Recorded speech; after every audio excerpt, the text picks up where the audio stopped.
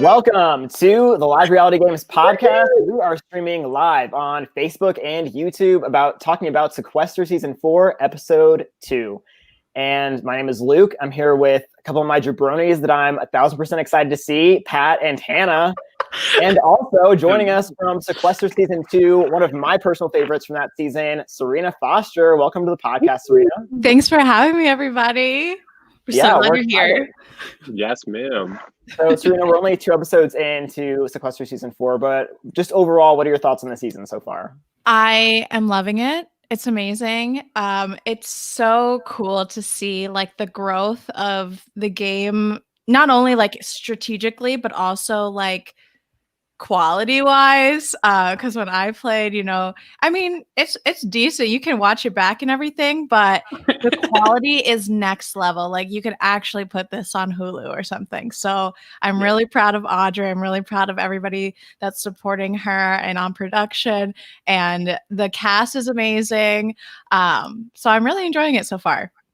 I mean, people say that Sequester Season 2 is the best season. So are you like, I don't want Sequester Season 4 to be as better? Or are you just happy that it's like thriving? You know what? I'm rooting for my community. Go team.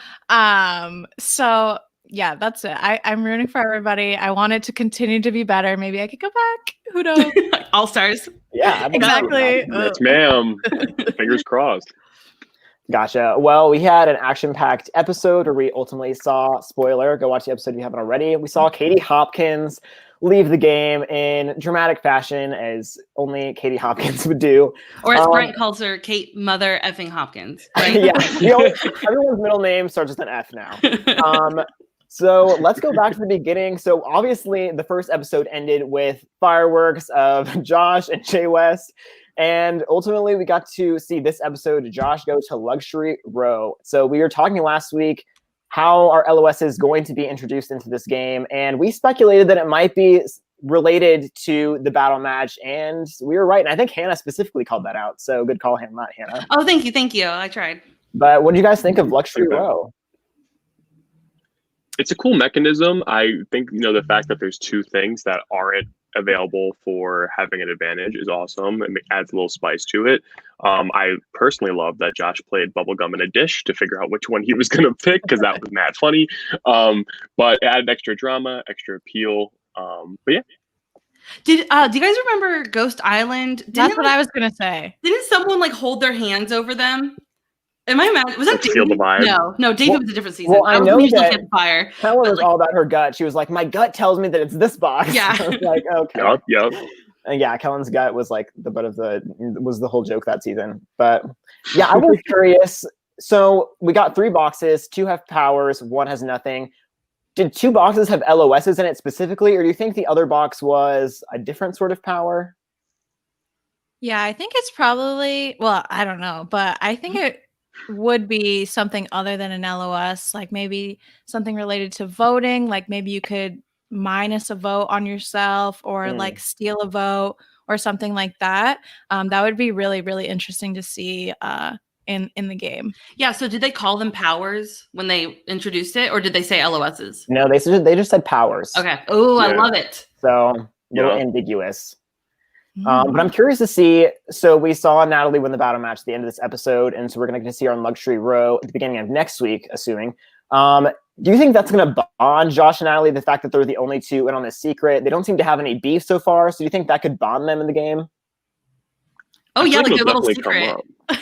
Yeah, it's almost like on Island of the Idols, like, I think probably people ended up knowing early that like Rob and Sandra were on the island, but according to the episode, the only people that would talk about it were people that had already been there. So I think there could be sort of like a little conspiring, like, let's not tell anybody. No one needs to know that we have an LOS. So I think that could be a big factor. I hope so. I need her to have an ally. I felt so hard for her the whole episode. Like I felt like I was in the same place when I played. Like it's a tough game. And I know that she does know people in the game. Like she knows Muna.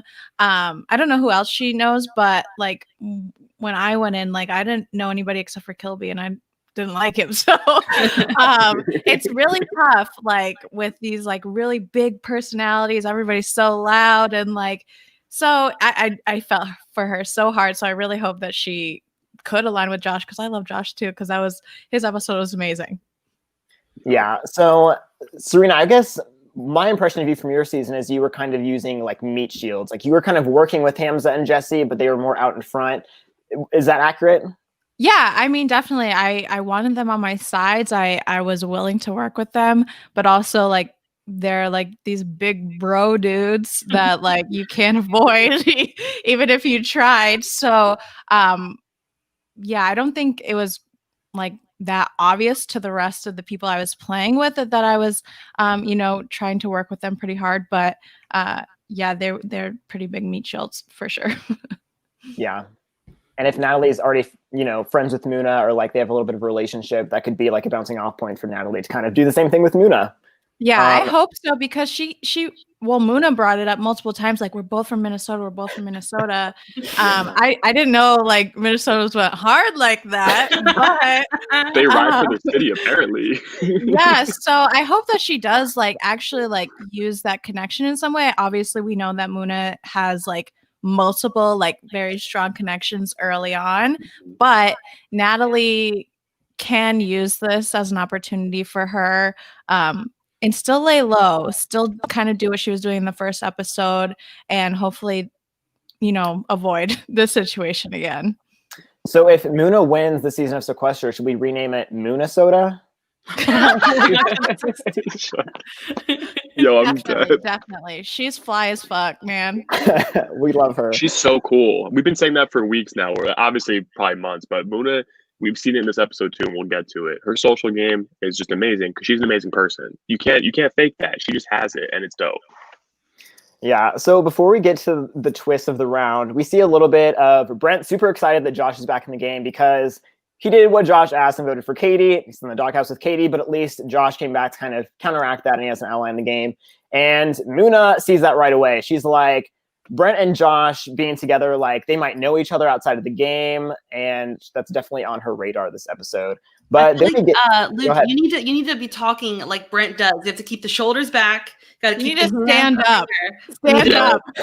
Give us a little eyebrow perk. Didn't he say this is the best thing that ever happened? And Sequester so far. So far. Yeah. He's calling a shot. Yeah. Only this far. Right. The second round, yes. So we get the killer and detective round. Pat, what did you think about the rules for killer and detective? Because this is not something that would have suspected, nothing I've ever seen in the game before. I feel like I saw this in a mini. Do you guys remember this? I do vaguely remember it. You know what? I think this was in the Survivor Sequester mini. Now that you mentioned that, I'm pretty sure Jamal was the killer. Either the killer or the detective. And honestly, the mechanism didn't make the most sense at first, but then once I got it for a second, because I'm not Sarena for joining, because I literally, when we did a draft, I didn't understand a basic draft. So think of me trying to imagine how a killer is going to get a detective. It's not going to work out that well, but it explained it very well, and I liked it a lot. And here's why I liked it too. Billy was stone cold, took this whole thing and took it so seriously, which I appreciate. And she, for lack of better words, killed it, because she seriously just took the role of killer and took it further than she ever could have. It was amazing. She killed it. Yeah, I feel like I remember Jamal as the killer, and was Lauren Ashley Beck the detective? Does anybody remember this? And I remember how confused everybody was at the beginning of the round, and the viewers were pretty confused. But I always found it was a cool twist. Seeing it in person, I am actually I'm not sold on this challenge. It wasn't that exciting for me because the whole point is that you get information. You're supposed to get information from the hit list and figure out who would do that. But they just spent in between rounds looking for LOSs, and there wasn't too much information that they had to find in between. Yeah. What do you guys think? It was, okay, so this round, this twist reminds me of a game that we played at Girl Scout camp. Okay. Which honestly is the same thing as Sabotage or Secret Hitler or whatever. Okay. Kind of at the end of the day, you're just trying to find the person, or even like Among Us, like you're just trying to find out who the imposter is. And we had some, I think Billy and Rachel being like the detective and the killer was like such a funny pairing because nobody was even talking about Billy ever. Like she has some good relationships, but she's not like Muna. She's not like Jacob. She's not like in the limelight. And then Rachel, I don't really know what she was doing, but she kept saying like, I don't want to be influenced. I don't want to be influenced. Like that's why I don't want to tell anybody that I'm the detective. But like she was immediately influenced by like everything she heard as soon as so I don't know. I really enjoyed it. I thought it was really fun, and I was like fingers crossed, please in the last round, Billy, don't get caught. Don't get caught. Yeah, so it was really exciting, and my heart was racing for Billy. Yeah, you mentioned Among Us, and when Billy was like looking for the LOS, like I'm like, oh my gosh, she's taking tasks right now. She's like running, running to the reactor, like pretending to like, do lights or whatever. Lights, yeah. She's marinating people in different rooms, making them feel comfortable. Oh my gosh, we're really getting into the. She was just sitting. It was amazing. They'd be having full conversations about who they thought the killer was, and Billy would be like, "Yeah, no, it's not me." Like she wouldn't even say that. She would just be like, "Yeah, no," and just keep going. They're just giving her all the info. The funny Billy scene to me was like she was like looking on a shelf and she's like took kind of like a cup off the shelf and just like barely glancing and put it back. I'm like, is the LOS really going to be like in this cup? Like it's just like a kind of a random thing to pick up. But I am here to defend Rachel because she was put into, in my opinion, a terrible situation. Like the detective was not a good role to have because there really is no information to go off of if the killer doesn't share with anybody that they're the killer, which why would you? And on top of that, it was Billy, who is somebody who is, I think, spread very thin in the game. Like, I think she has a decent relationship with everybody.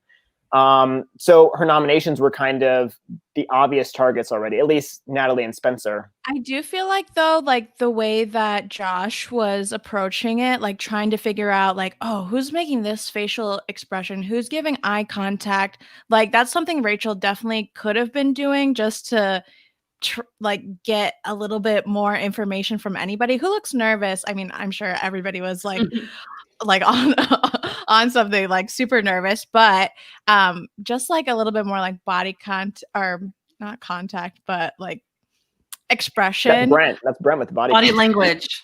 Body language. Thank you. Yes. She definitely could have maybe done something like that. But also, I don't know if that's ever accurate. You're just kind of making stuff up in your own head of what you might know about serial killers and stuff like that. Right. I definitely want to defend Rachel's initial move of not telling anybody before her first guess, because I think she said it in her diary room or confessional or whatever it's called.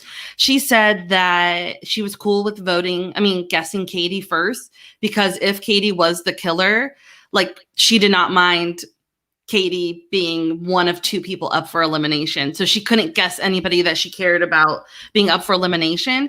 And so one, that's a great move to just guess someone who you don't care is going to be it. Yeah. And two, to not tell people you're the detective because then it's obvious that you don't care if Katie goes home. So you don't want Katie to know that. Yeah. But was it at the beginning of the second round when Brent shoulders back is like yelling at you to reveal who you are? Yeah. Give her some time. Like she just, like called out Katie right away. Like give her some time to admit it, Oh, we'll talk about Brent for sure. We'll get there. Oh, we got one more thing for Rachel though, is even when I think it was the last round, she ends up guessing Marcelo. She's kind of like, at this point, I don't really care because, and she said this last week too, I don't really care if I go up because I feel super secure that with Spencer up there, I'm not going to go home. And ultimately, Spencer didn't end up getting voted out, but at the very least, he got more votes than Rachel did.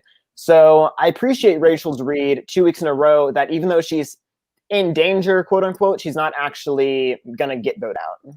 I do feel like, though, as far as like my experience with Sequester, you think you know what's about to happen and then like shit hits the fan. Sorry if you guys don't swear on here, but like literally go for it. Literally, like no, you think you know what's going on, and then and we know this from like Survivor as well. Like you should not feel safe. Like you should always be worried. And she was like straight chilling in her confessionals. But yeah, she did get lucky and she did call it and she did that thing. Yeah, that's totally No. true. Like if you're in your confessional saying, "Oh, I know I'm saved, it's no big deal," and then you end up going home, then you look like the biggest fool of all time, and you're like, "Why would you ever say that in your confessional?" But like Rachel said it, and it's true, so she does look good for now. But yeah, I definitely think One person- what happened this round is people, I think, were throwing their votes, and the person that was supposed to go home didn't go home because there was some shady vote throwing business. So Rachel could have gone home because I think some votes were also thrown her way. Oh yeah. 100%. And I feel like a lot in this episode too was a lot of shot calling that didn't go through. And we're going to eventually transition to Jacob Jones, which I want to talk about because I love the way he's playing. But then this episode, he was calling his shot a lot. And I was like, Jacob, honey, it's fallen flat a little bit.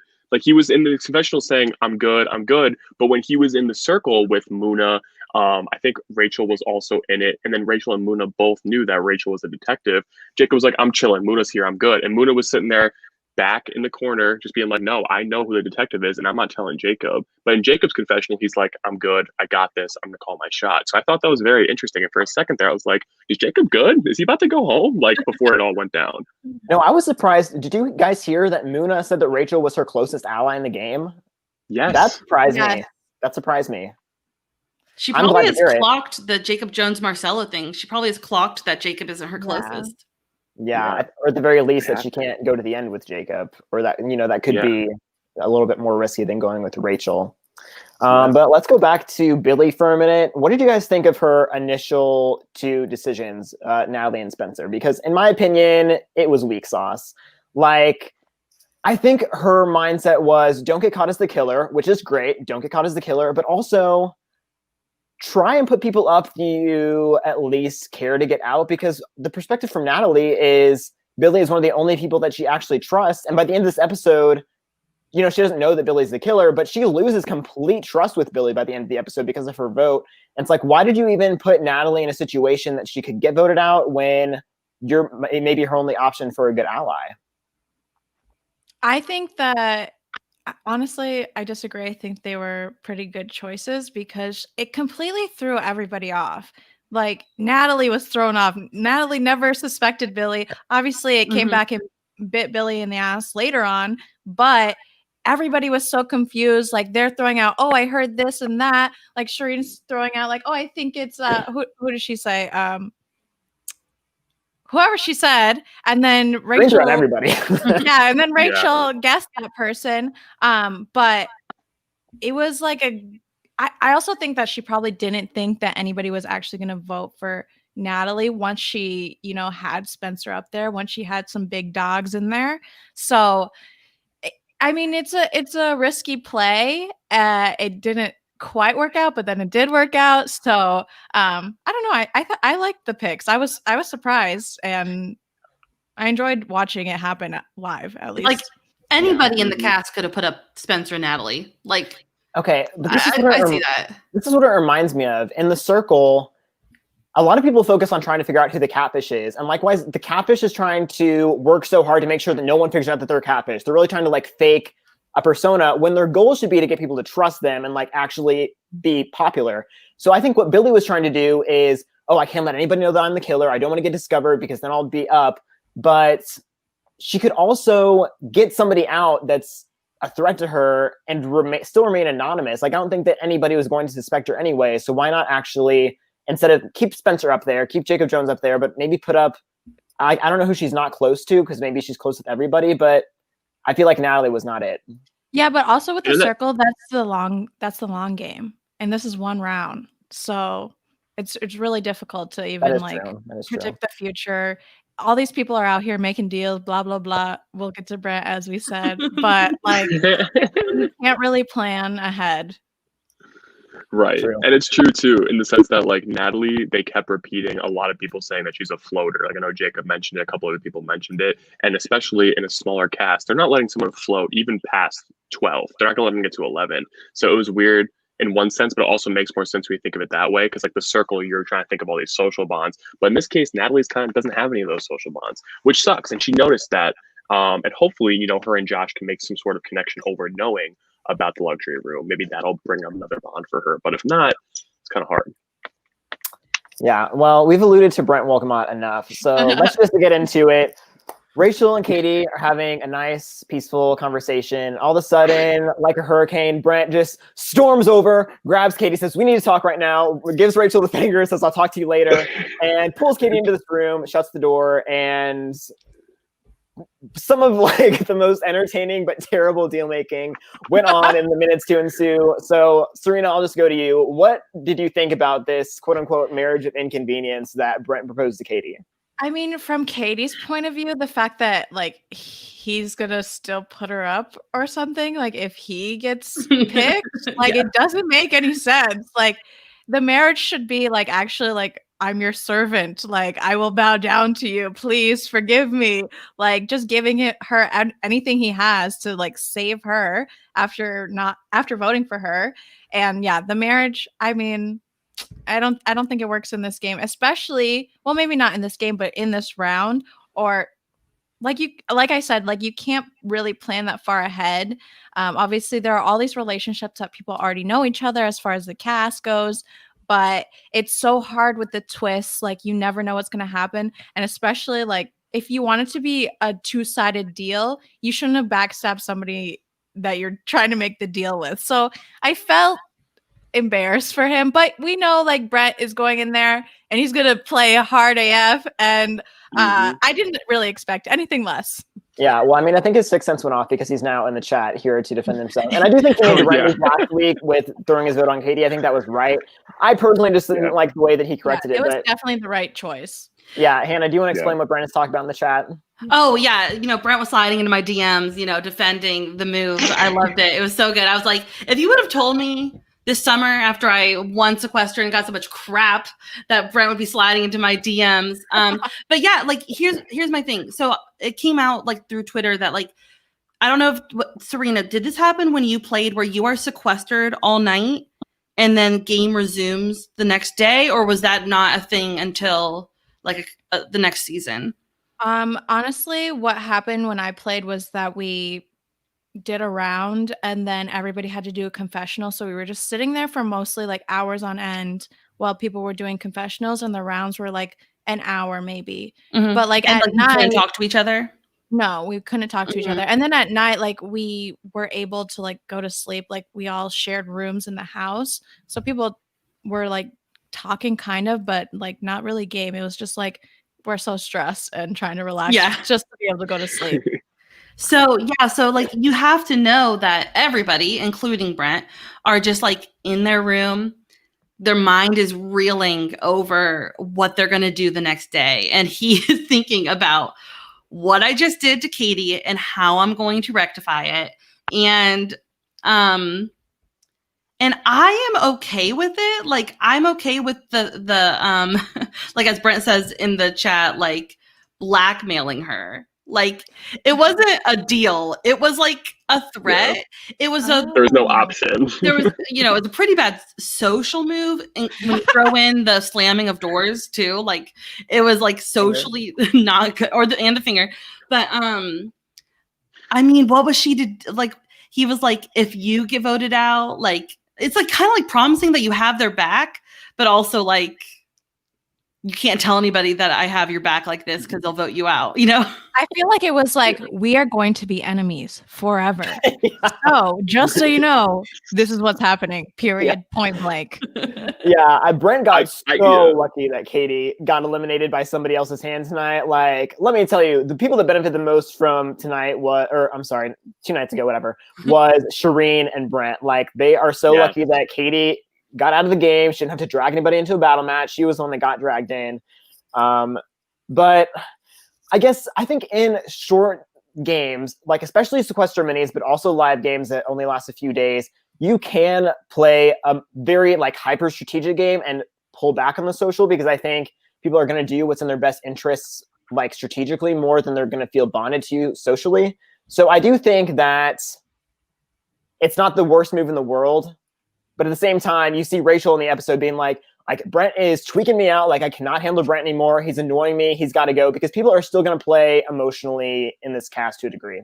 Okay, so that being said, do you think I think that there's power in listening. Could this move have been done in a more conversational way of Katie, I'm so sorry about that.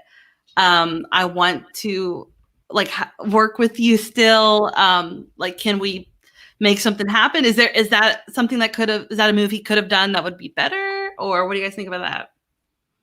He's pretty good at like the one-on-one when you're talking to people, at least what it seems like. And it seems like when there's like an external person trying to come in, that's when it starts to get frenzied, which makes sense. It's like a week-long game and you're making these fast moves. He also says, "Have you met Katie?" Which is facts. Like, couldn't imagine, dude. You made it happen. But it's true though. So like when he's talking to Katie, it's like he's not making this like great social move, but he's trying to make a strategic move and sort of extorting her. But then we do have points in this episode specifically, like when Josh comes back and he's like, "Dude, like, honey, I love you. Like, I'm so glad you're here." And they like weirdly he like kisses his hand, not weirdly, but it's like a very like genuine bond. So like Brent does have those moments where he can break it down, but it's just when it gets too strategic and stressed, obviously I couldn't imagine what that must feel like. But also it's like that's when he shoves the door in Brendan's face or puts the finger in someone's face. And if you're not gonna like Brent, you're not gonna like Brent. We've always said that since day one. If that's our one thing on the podcast, it's that Brent Wolgamott is polarizing. But if it's someone in the house, maybe that's just something that you have to live with. Yeah, and I also like that he did sprinkle in the information that, like, hey, just so you know, like, Shireen is not a fan of you. Like, Shireen is gunning for you. Even though he's working with Shireen also, that at the very least, if Katie's going to come after him, she has to deal with Shireen first, possibly. Oh, yeah. And I'm really sad that we didn't get to see that play out. Like, I'm really sad that Katie went out for a lot of reasons, but also I just feel like I wanted to see her beef with people. Like, I wanted to see her and Shireen get into it. I wanted to see her and Brent get into it again. So I am sad that we did lose Katie this early because she is quite explosive TV. Yeah. Okay, so we get like a little bit of a Natalie-Billy conversation, which I think is going to be important later. And Billy basically says no one is connected with Natalie, and that's kind of why that she put her up in the first place. And Billy reassures her that if Natalie does go up, that she is going to have the votes to stay over Spencer, which I think this is the moment that I think comes back to bite Billy later. I definitely think that there's maybe more going on, like an additional conversation to make Natalie pick Billy in the first place. Like that they maybe confirmed like their allyship or something. Because I was really surprised when Natalie picked Billy to see her vote. And I mean, I do feel that like when Billy told Natalie, like, you have to play harder, like, yeah, I would probably be pissed too, but also like she did need to play a little harder. The fact that she's like actually like kind of pairing with Spencer throughout the episode and they're like saying the same name, like she could have been doing her own thing, making her separate deals. And maybe she was, but we didn't see that. So I was definitely like shocked when Billy got called. Yeah, like Natalie came into this game and her pregame interview was like, what I know is I need to make connections with people. I need to have those social bonds, those social connections.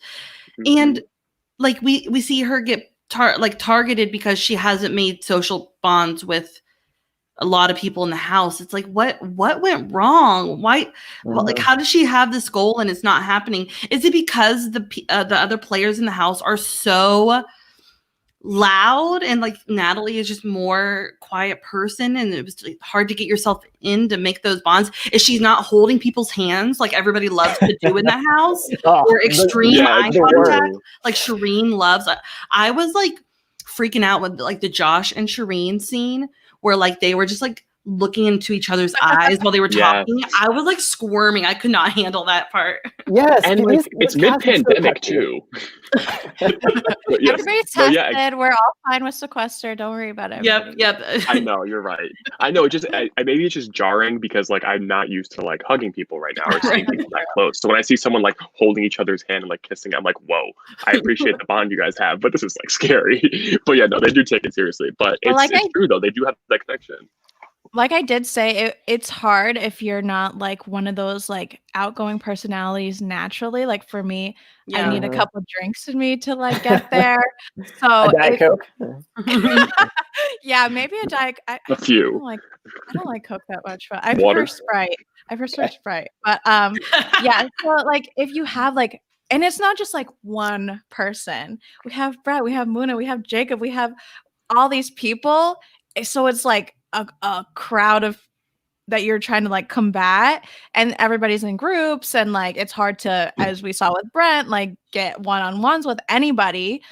So yeah, it's very difficult for somebody that, and maybe she actually is like this in real life, and this is also like a reality show that is filmed in like a week, and you're just like, your nerves are like split, and you're just like so stressed. So yeah, I totally can imagine that it's just difficult to like get in when all these other people are like forcing themselves in just naturally. Mm-hmm. I mean, I totally have been in that situation before as an introvert, not necessarily in a game, but just in life. Like we're in a room full of like loud, explosive people, and I was like it's really hard to assert yourself when you're that more like timid, introverted presence. And I like how Ryan Chan in the chat says it feels like trying to get the pacing of the game is really hard. You know, you can play too fast or too slow. And like that was the battle match this week, was Katie plays too fast, too loud, too aggressive hand gestures. And then we have Natalie, who's just like, can't seem to connect with people. And I think part of it is she can't match their energy of like other people in this house. I know she mentioned that she was closer to like Spencer, and she was working with Billy a little bit. And those are definitely two of the more like mellow, soft-spoken people in the house. So I can definitely see those are the people that Natalie is gravitating towards. So we're on the live reality games, Facebook, YouTube, all that. So like we could bring this topic around to the idea of live reality games that are played in a week, that are played in a weekend.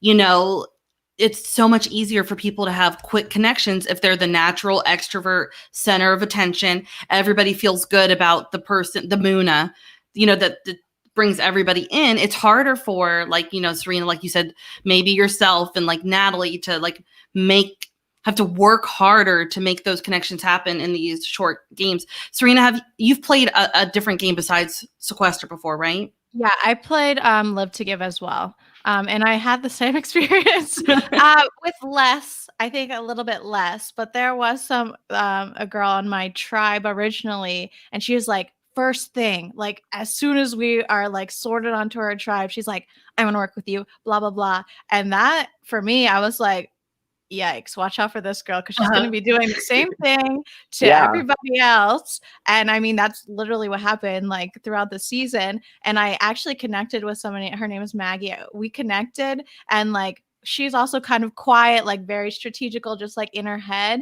We connected, and she was like my partner through the whole like game until like we got split up. But I think that's what Natalie needs to do. And I feel like Josh is just enough like outgoing personality to like be able to work with her in a way that's not like he's just like forcing her to do whatever he wants, which some of these people probably like are speaking in that way when they're not actually trying to like come off that way. But sometimes when you have that kind of personality, it's a little bit like forceful.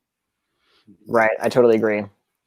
So another scene that was coming up after like the initial people were announced, Rachel does ultimately tell Muna and Shireen that she's the detective, which I think was a good move, because before she announced it to everybody, I think she like just went and like was confirming with her closest allies that like, hey, like you're the only two people I'm telling. So I liked that.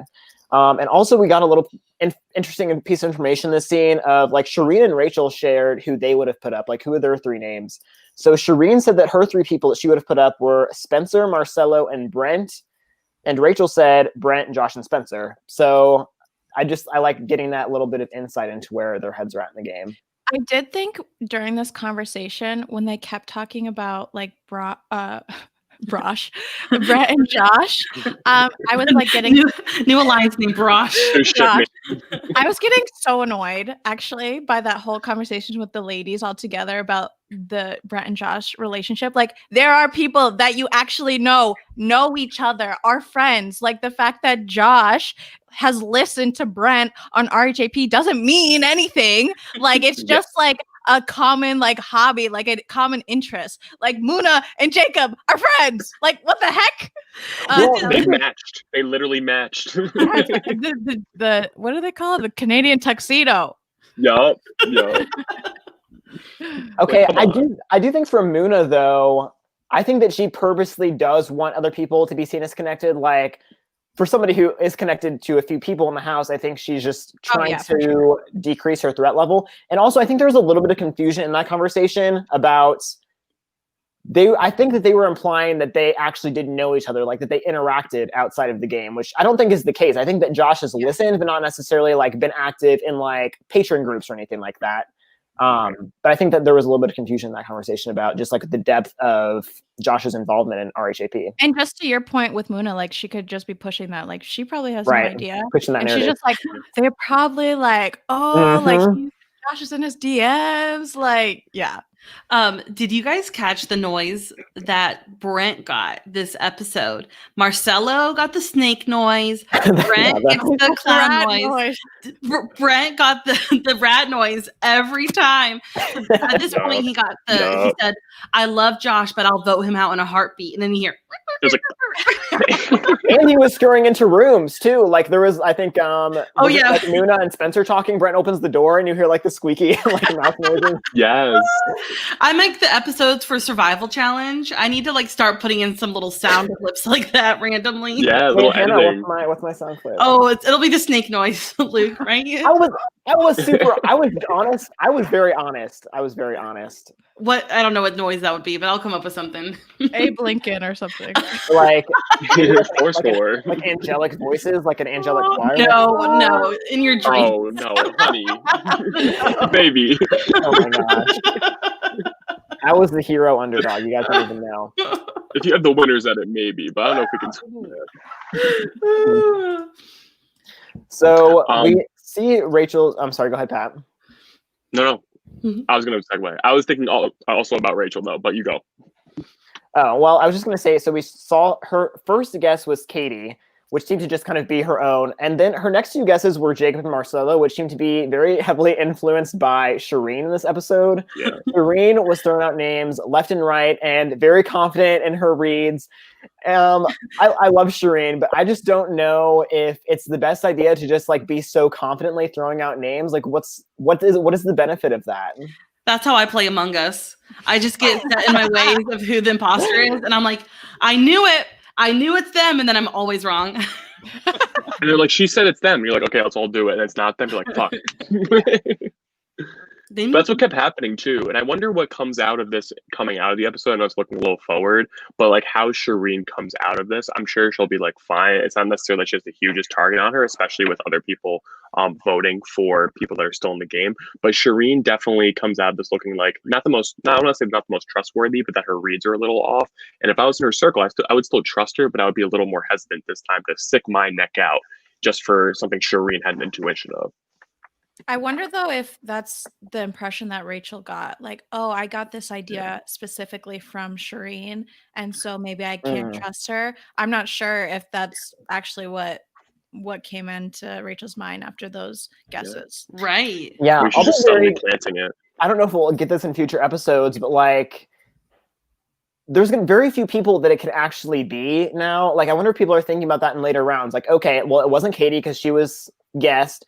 It's not Marcelo or Spencer or Natalie or Jacob or Rachel. There's very few names left.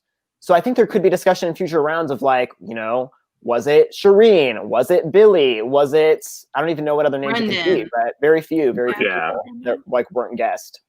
I was very interested why Brendan wasn't getting guessed. Yeah, I was just going to say that. Why was he so he wasn't sus, very low key. He was playing very out there. He was trying to make the moves, but people were just like, I love how like, every scene he has his hands on his hips. Like every time he's talking. Did you guys notice that? Every time he was like, stuff like a soccer mom on the sideline. It was like, I was like, is that being shady? Like, why is nobody, he must have convinced them it wasn't him. It's probably like Naruto running around the like house and they're just like, it's not him. Like, we got it. Like, sir, come on. I love to shirt this episode. Him and Shireen both had like animal print, like button-up shirts. I was taking the look.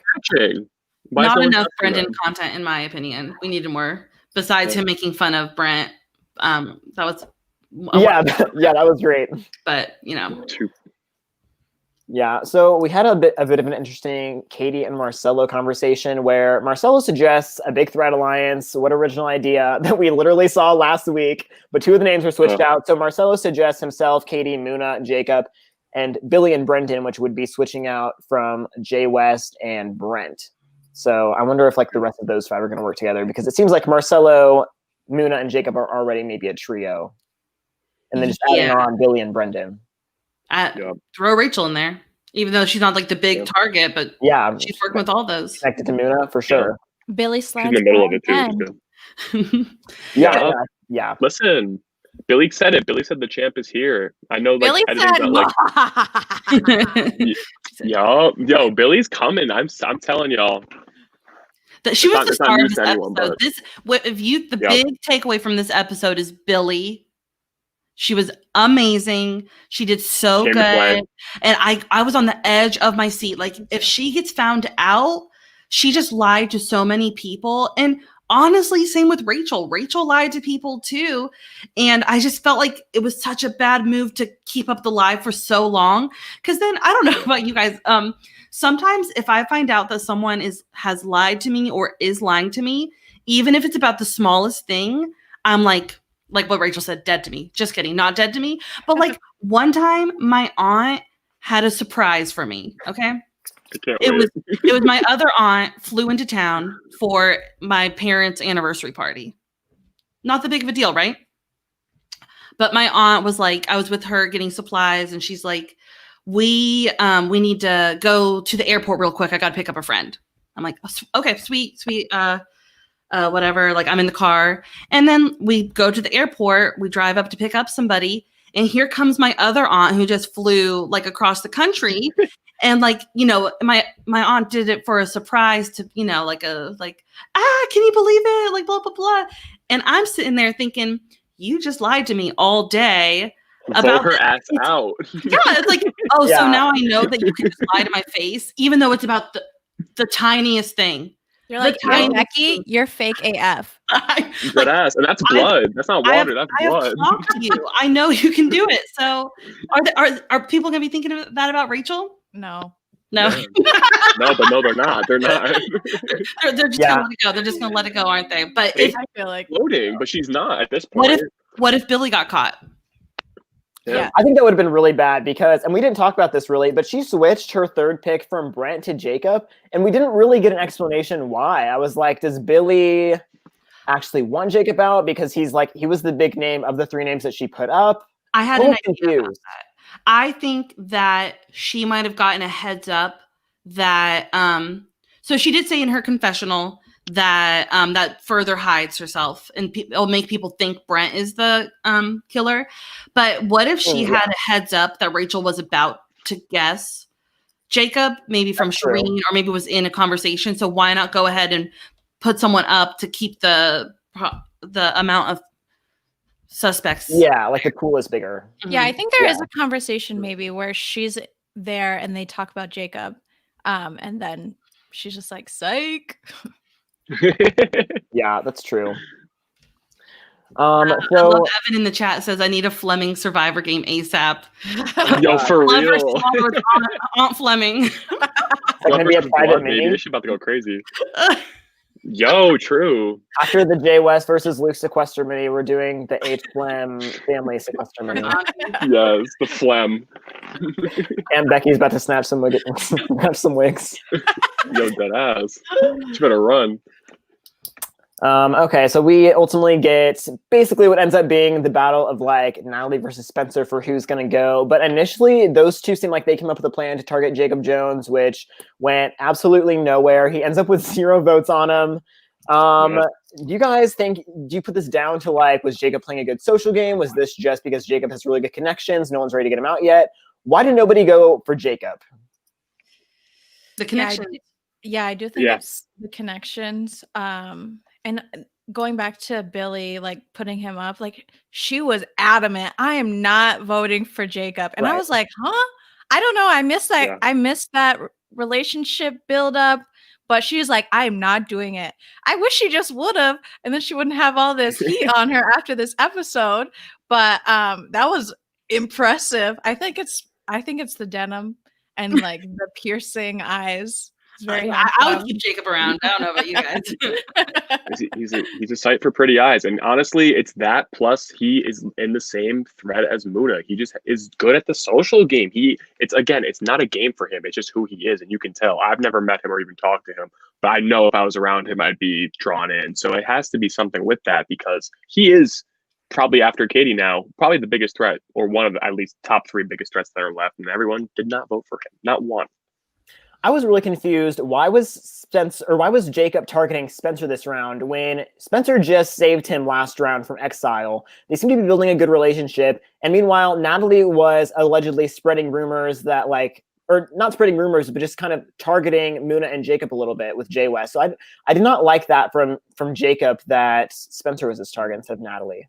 He was trying to get everybody else to vote for Spencer. Because he, get this, doesn't even vote for Spencer. He was one of the votes for Natalie. So he's trying to get everybody else to vote for Spencer so that he doesn't get taken into a battle match. Right, but why would he even want Spencer out in the first place is my question. Well, they have that conversation with Natalie and Spencer, and Natalie and Spencer of like telling, isn't Muna standing there?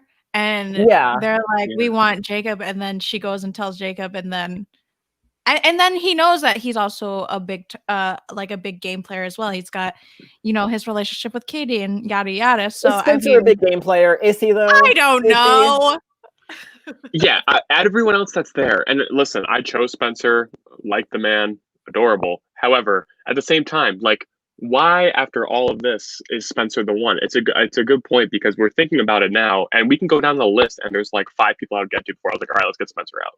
Like, but there's if you're trying to get people total, you only have a short that they can vote for. So. Also, that is true. That is true. We've got 2 people who are clearly putting the hit out on Spencer. And Sequester, as we've seen in the minis. If you're like going for someone, like if you're one of the first people to like say a name, like it's gonna pick up speed. And that was Shireen and Rachel, and that was before he. Well, I mean, this is the confessionals that are at the end of the round, but they. Shireen said that she would take him into a battle match with her. Like, she does not care for him one bit. So, so I think that they were just spreading it around. Yeah. I couldn't help but laugh at angry, anxious Spencer in this episode because I feel like this is like the face he went around with. Like, I just don't understand. Like, why is everyone wanting me out? It's so irritating. And I feel like he's like on the verge of crying sometimes. Like, there's like tears welling up in his eyes. He was like, oh, I was in exile last night. My shit's getting kicked up the river or whatever he said. And it's like, dude, like Natalie and Rachel were also in exile the previous round and also up for elimination again. So it's like, poor you, Spencer, that like you're on the block twice in a row, but like so are other people. On the second watch, it was really interesting to follow who is saying they're going to throw their vote. And who, because on the second watch, I know what's about to happen. Right. And it was very interesting. I did not catch, why is Billy throwing her vote? What is the story with Billy? I don't know if we got that. I just know she doesn't want to vote for Rachel and she doesn't want to vote for Jacob. She shouldn't have voted for Natalie.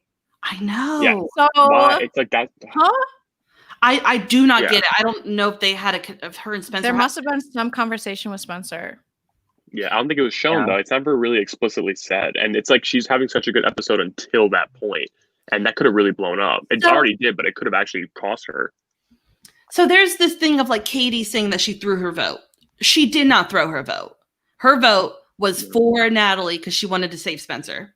Right. And, and then after the battle match is over, she said, Marcella was one of the votes I thought I had locked on you. So I know that there's people who lied about where they voted.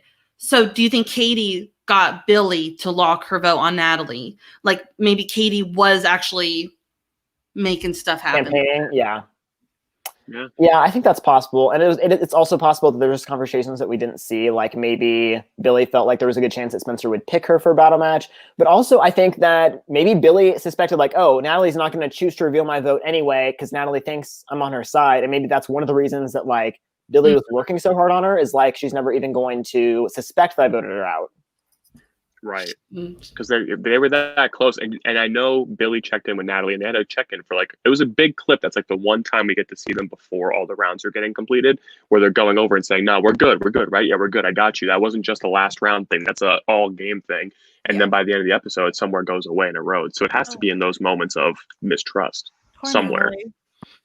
Oh, she seems so sweet too. I was so stressed for her. And I don't know if the next thing is the battle match, but I was like, I don't want her to pick Katie because I don't want her to lose. I don't want Natalie to lose. And period. And then I don't want Katie to have this like ego now because she won.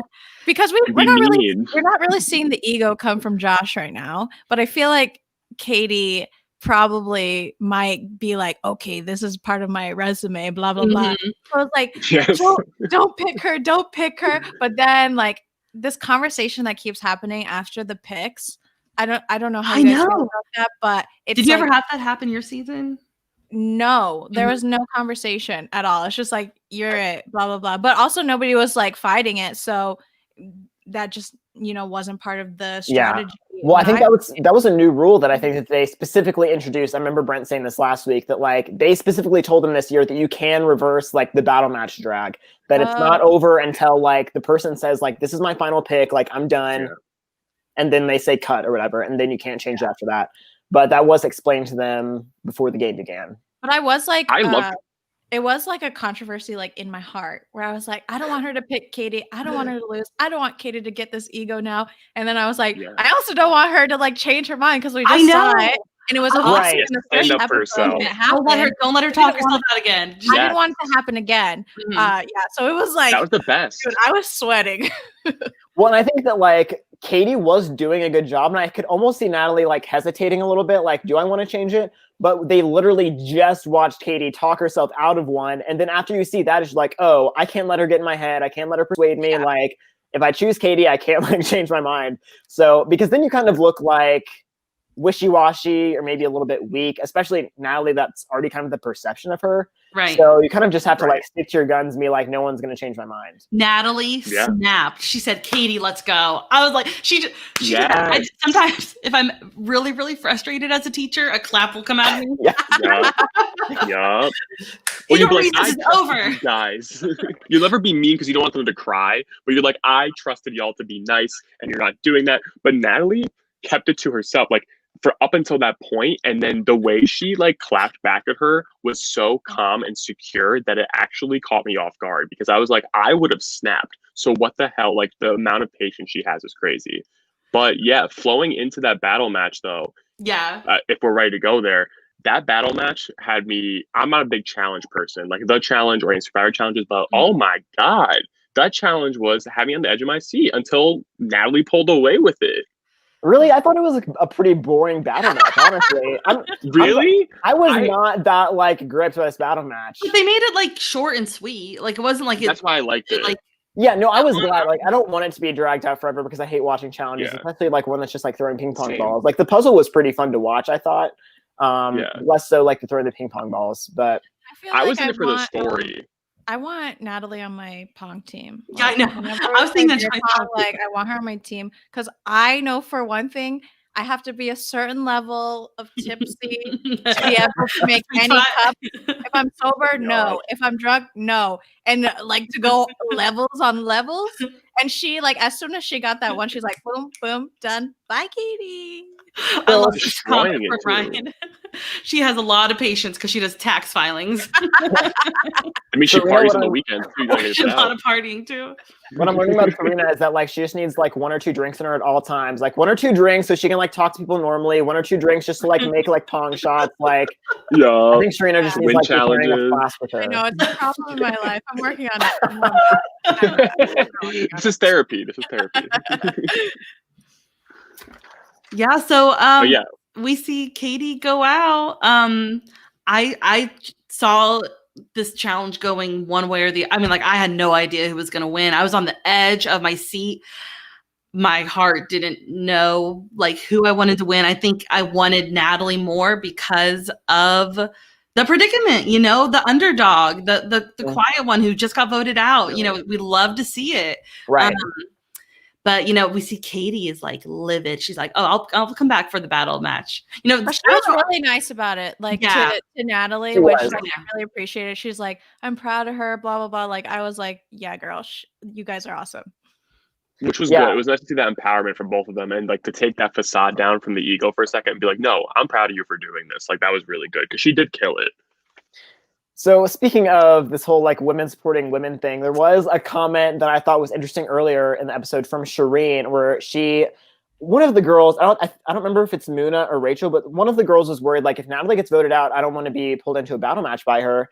And Shireen's like, no. I talked to Natalie. It's all good. We had a great conversation that like we wouldn't make the pussy move of dragging a woman into a battle match.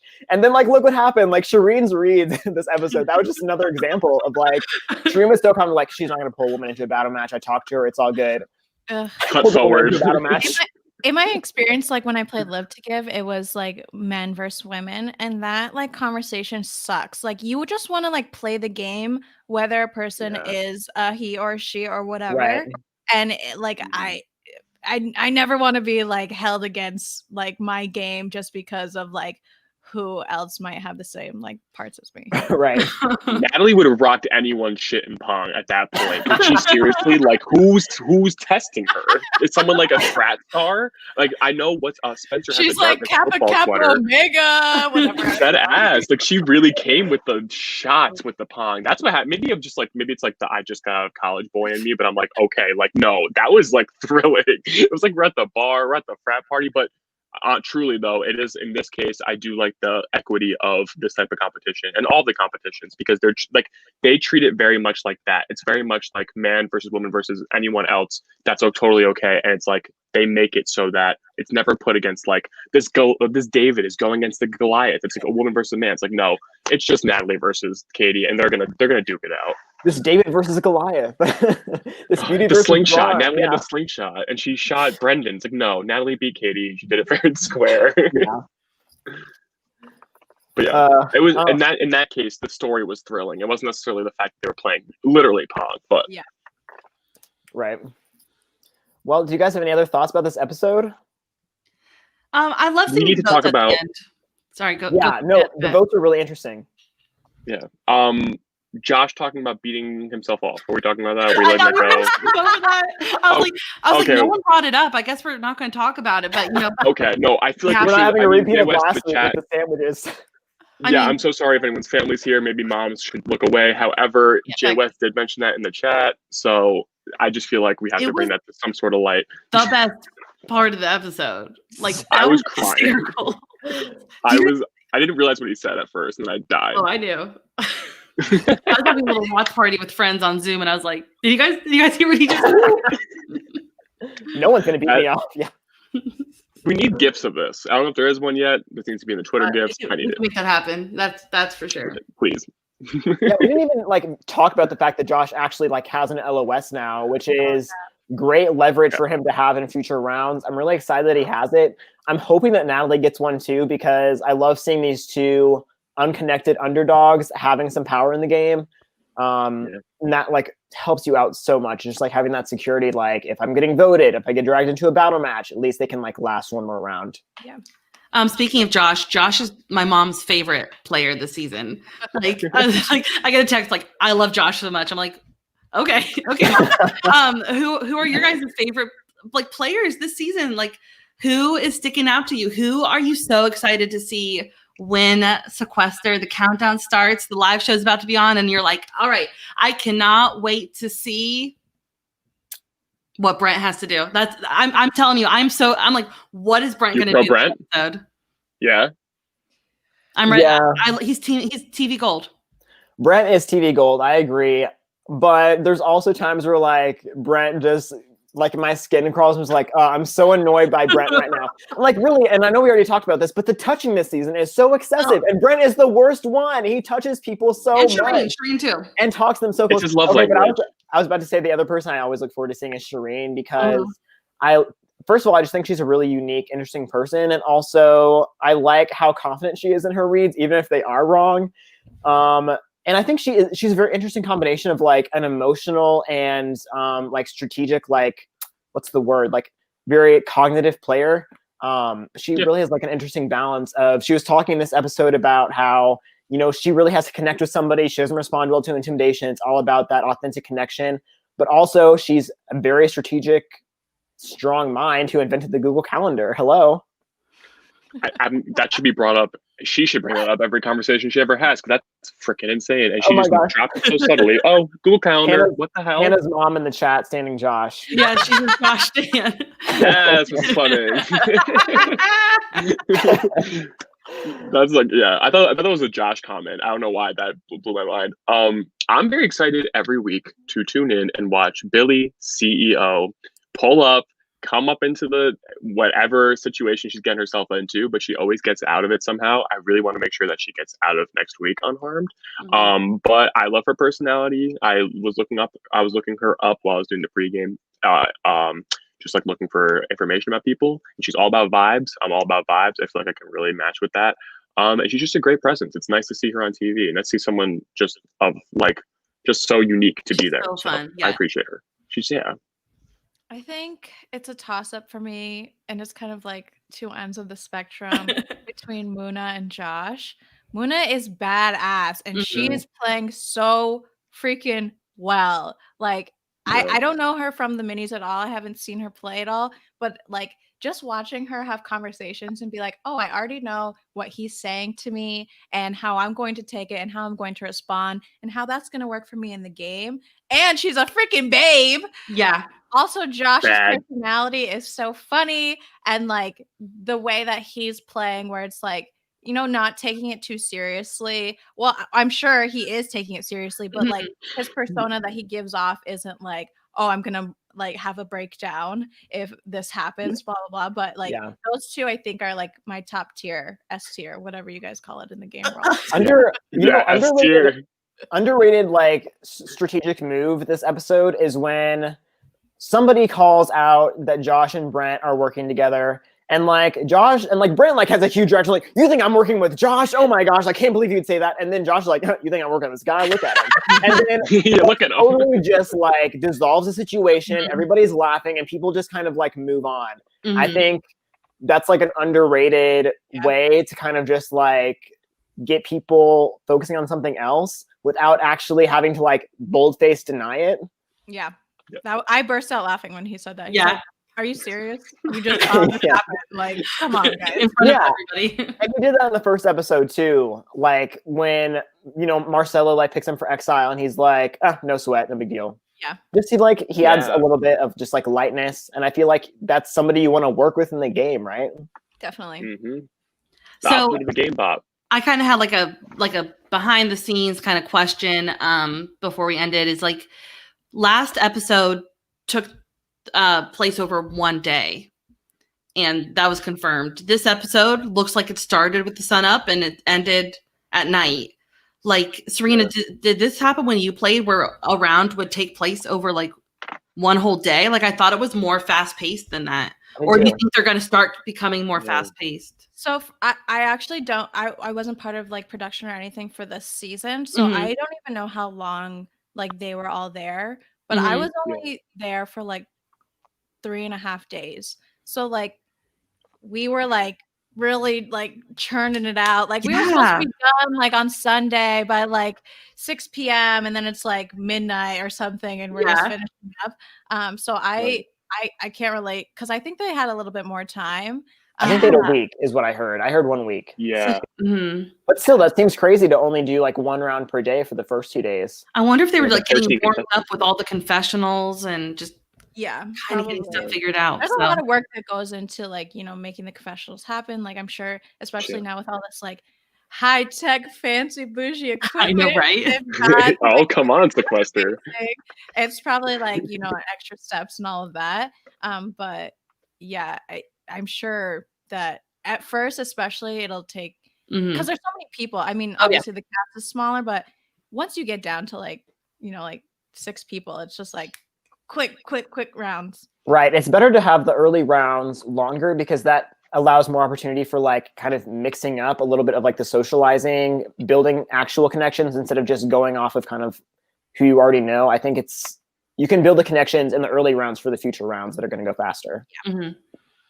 Yeah, so I found that very interesting. It'll be interesting to see how fast the rounds get as we go on. Like as they start running out of days, they're like, all right, speed round. Yeah. Highest evens go. True. The worst round. Okay, guys, do you have anything else you want to talk about? We all good? Who do we think's going home next week? Oh yeah, we have Real to do quick. this. We did this prediction last week, and I guessed Yes. Spencer, Hannah guessed Natalie, and Pat guessed Katie. And like those were the 3 people that were in danger this episode. So I was like, Yeah. dang, guys, we did awesome. We're good. We got it clocked. I'll start the bidding at Jacob Jones. Although I love him. Wow. I'm just calling my shot.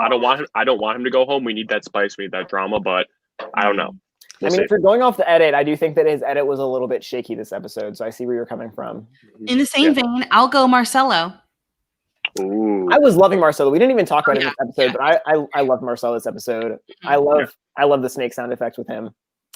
Sarena, do you want to go next? It's hard because I maybe I'm just not good at reading the edit, but like looking at Katie in her first episode, I was like, oh, this girl's going all the way. Like she's going far. Yeah. So I think maybe it's gonna be like I think it's gonna be like Billy. I know. know. I know. I mean, Natalie said, I'm coming after you, Billy, like, which was True. great from Natalie because first of all, I think it's good that like people know that Natalie has a target now. Yeah, I feel like it's gonna be like Billy, Josh, Brett. They're gonna get like Rachel, and they're gonna like switch it up on Billy, and like then all the others. I don't know, who knows? But I feel like, oh, she played so well in this like past round, and then I'm like big stress for her. We hate to see it. We do. Yeah. I'll stick with my last week prediction, and I'll say Spencer again. Fair. Every week from here on out. the fuck Spencer Club. No, I love Spencer. He's in Me in his too. own way, I guess. I can't. Well, on that note, we have this, this audio will be saved in a podcast, Live Reality Games podcast. So search wherever you do it. It's on YouTube, it's on Facebook. And we'll be back here next Tuesday. Serena, thank you so much for joining us today. This is Thanks an honor. for having me. This was a lot of fun. I'm really enjoying this season, so I'm glad to be able to talk about it with people that are also enjoying. Yeah, follow Sarena on Twitter at Sarena Foster for her upcoming season 4 tweets, right, Sarena? Oh yeah, there's like 3, but Okay. I'll try to live tweet. Okay. There we go. Okay, thanks for joining us, guys. Remember to like the Live Reality Games Facebook page for updates on other Live Reality games and casting information if you're interested in playing one yourself. Subscribe to the YouTube channel, and we will see you next week. Thanks. Woo. Bye.